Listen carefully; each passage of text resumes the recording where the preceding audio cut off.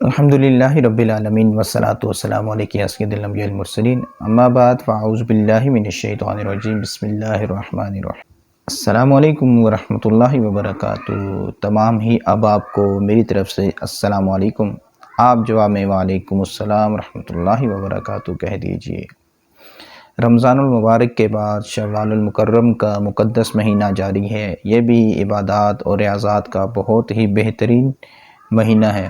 اللہ تعالیٰ سے دعا ہے کہ اللہ تعالیٰ ہمیں اس مہینے کا بھی ادب و احترام کرنے اور اس میں عبادات کرنے کی توفیق عطا فرمائے۔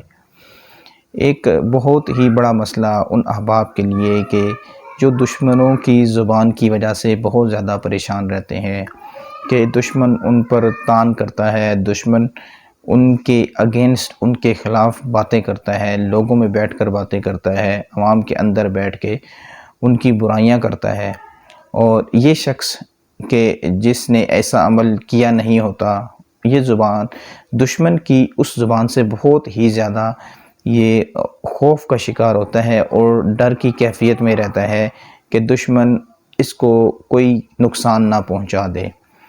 تو ایسے احباب جو بھی جن کو آپ جانتے ہیں کہ جن کے مخالفین بہت زیادہ ہوں اور آپ ان کو جانتے ہوں، تو یہ عمل تحفہ سمجھ کر آپ ان تک لازمی پہنچائیے تاکہ اللہ پاک ان کے معاملات میں بھی آسانیاں فرمائے اور اس کے صدقے میں اللہ تعالیٰ آپ کے اوپر بھی اپنا رحم و کرم نازل فرمائے۔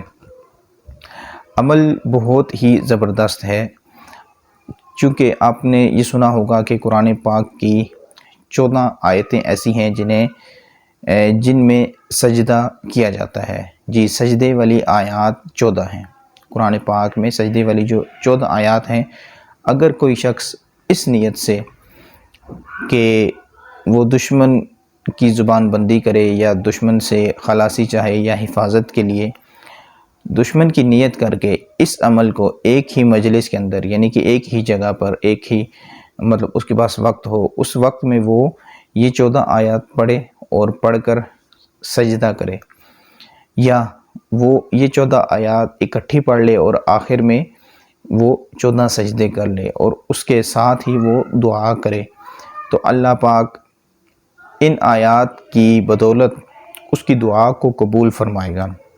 اس کی جو حاجت ہے، اس کی جو تمنا ہے، اللہ پاک اس کو ضرور بضرور پورا فرمائے گا۔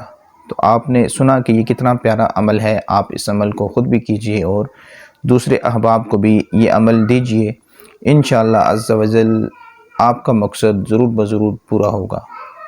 آمین بجاہ النبی الامین۔ السلام علیکم ورحمۃ اللہ وبرکاتہ۔